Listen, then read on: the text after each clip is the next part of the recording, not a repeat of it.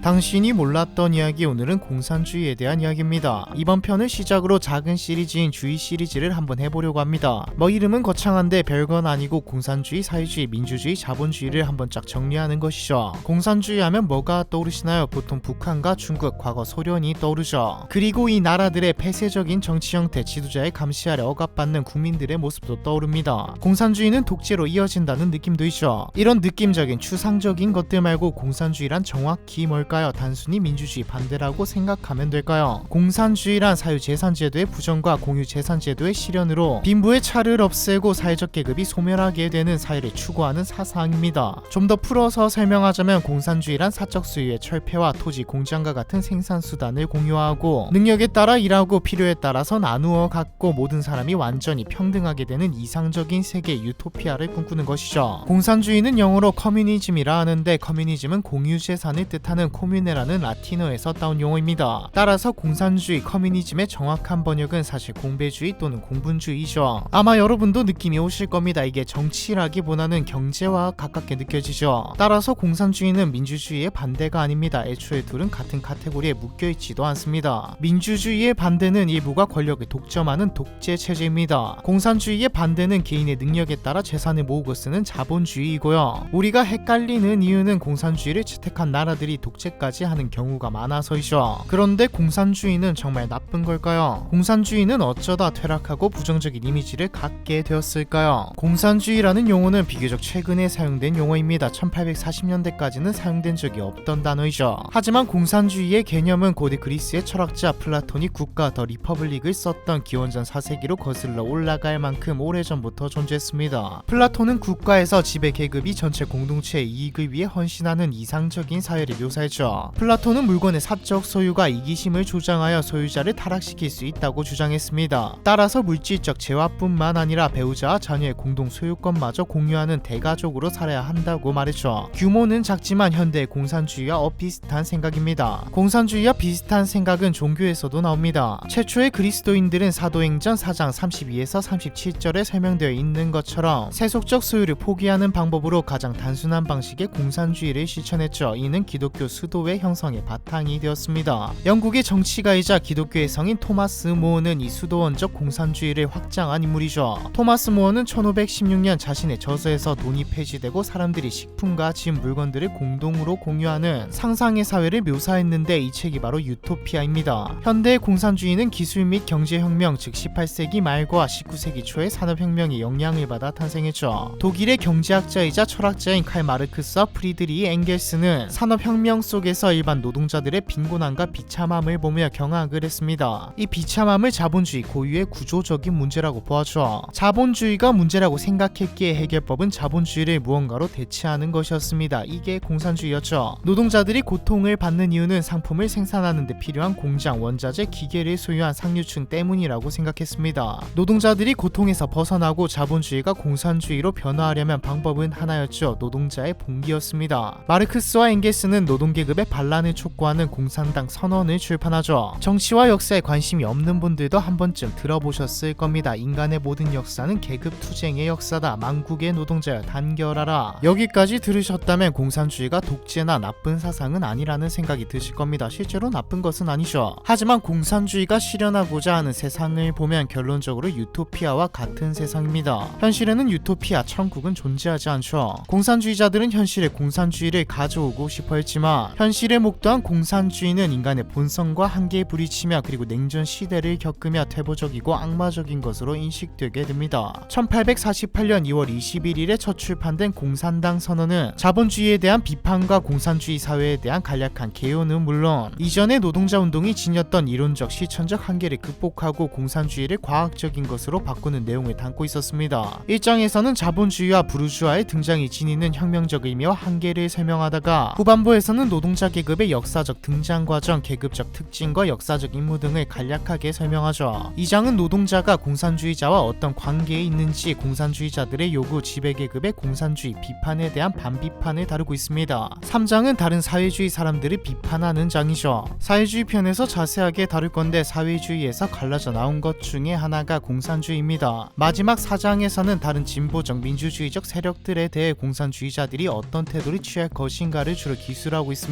공산당 선언이 발표된 직후 유럽에서는 민중봉기가 발생했습니다. 공산당 선언이 민중봉기와 직접적으로 관계된 것은 아니지만 당대의 혁명적 시대 정신을 가장 선명하게 드러낸 문건임은 틀림없었죠. 19세기 후반 마르크스와 엥겔스가 모두 사망한 후 마르크스의 추종자들은 사회주의로의 점진적인 전환을 선호하는 수정주의 마르크스주의자와 공산주의 러시아 혁명의 지도자들이 포함된 혁명적 마르크스주의자, 이렇게 두 개 진영으로 나뉘었습니다. 가장 대표적인 수정주의자는 독일 사회민주당의 지도자 에두아르트 베른슈타인이 있고, 대표적 혁명적 마르크스주의자로는 러시아의 블라디미르 레닌이죠. 20세기 초 러시아의 경제는 주로 농업에 기반을 두고 있었고 산업의 규모도 작았습니다. 러시아인 대부분은 부유한 귀족이 소유한 땅을 경작하는 농민이었죠. 당시 러시아는 자본주의보다는 봉건주의에 더 가까웠습니다. 농민들은 높은 세금을 내야 했고 공장 노동자들은 열악한 노동 조건을 견뎌야 했으며 러일전쟁과 제2차 세계대전도 겪어야 했죠. 불만이 극에 달할 만한 상황이었습니다. 결국 1917년 2월 노동계급 여성들은 식량 부족과 높은 빵 가격에 항의하기 위해 거리로 나섰습니다. 그 후 수십만 명의 사람들이 시위에 참여했고 군부 지도자들도 노동계급의 편에 서게 되었죠. 결과적으로 러시아의 최고 군주였던 니콜라이 2세는 왕위에서 물러나게 되었습니다. 이 모습을 지켜보던 러시아 사회민주노동당은 권력의 공백 사이에 근본적으로 다른 경제 및 정치 체제를 들여오자는 생각을 하죠. 레닌은 이 계획의 주요 설계자였습니다. 레닌은 마르크스가 구상한 공산주의의 이론과 실천에 몇 가지 변화를 접목시켜 당의 이데올로기를 마르크스 레닌주의로 바꿨죠. 레닌의 계획은 성공적이었습니다. 많은 시위자들이 민주주의를 요구했지만 결국 레닌이 이끄는 정당 볼셰비키가 쿠데타를 일으켜 국가를 장악했죠. 권력을 장악한 레닌은 마르크스의 글을 실제 정책으로 번역하려고 시도한 최초의 사람이었습니다. 하지만 결과적으로 레닌 정부는 대중적이지도 완전히 마르크스주의적이지도 않게 되었죠. 사유지 소유권을 폐지하고 모든 농장을 정부 소유로 전환하려는 레닌의 마르크스주의적 노력은 실망스러운 결과를 낳았습니다. 레닌 정부의 정책으로 인해 식량 부족이 지속되고 경제가 흔들리자 러시아인들은 다시 불만을 표출하죠. 결국 레닌은 1921년 신경제정책을 제정하여 사유재산을 다시 합법화했습니다. 자본주의 국가들과 무역도 개방하면서 마르크스주의에서 훨씬 더 멀어졌죠. 1924년 레닌이 죽은 후 레닌의 후계자 자리를 두고 정치가이자 노동운동가인 레온 트로츠키 그리고 스탈린이 경쟁하게 됩니다. 트로츠키는 전 세계를 공산주의로 만들려고 했고 스탈린은 국내 문제에 초점을 맞춰 국내 공산주의를 우선시하려 했죠. 이념 싸움의 승리자는 다들 아시겠지만 스탈린이었습니다. 1928년 스탈린은 레닌의 신경제정책을 폐지하고 단 5년 만에 국가의 산업 생산을 250% 증가시키자는 새로운 프로그램을 시작했습니다. 마오쩌둥과 김일성, 김정일이 떠오르는 대목이죠. 결과는 똥망했습니다. 공장 노동자들은 비현실적인 생산 목표를 달성하기 위해 미친듯이 일해야 했고 태만이나 결근을 하면 정부의 강제노동 수용소에 투옥되었죠. 정부의 실패한 농업 정책으로 인해 기근이 발생해 약 600만 명이 사망했습니다. 뿐만 아니라 스탈린은 공산당원의 3분의 1 이상과 최고위 군 지도자들의 거의 80%를 포함하여 약 100만 명을 처형했죠. 스탈린은 1953년에 사망했지만 스탈린의 유산은 수십 년 동안 소련에 큰 영향을 끼쳤습니다. 수백만이 죽었고 소련은 미국과 충돌하게 되었죠. 1949년 이후 핵무기를 보유하게 된 두 초강대국은 냉전으로 알려진 오랜 대결을 벌였으나 결국 1991년 소련의 붕괴로 이 싸움은 끝이 났습니다. 소련의 붕괴는 자본주의의 승전보였죠. 그런데 소련이 망하고 자본주의가 승리했음에도 소련에 물려받은 러시아도 자본주의를 선택했음에도 아직까지 공산주의 국가들은 남아있습니다. 중국은 마오쩌둥이 마르크스와 레닌의 이데올로기를 받아들여 여러 산업 및 농업 혁명을 일으켰죠. 결과는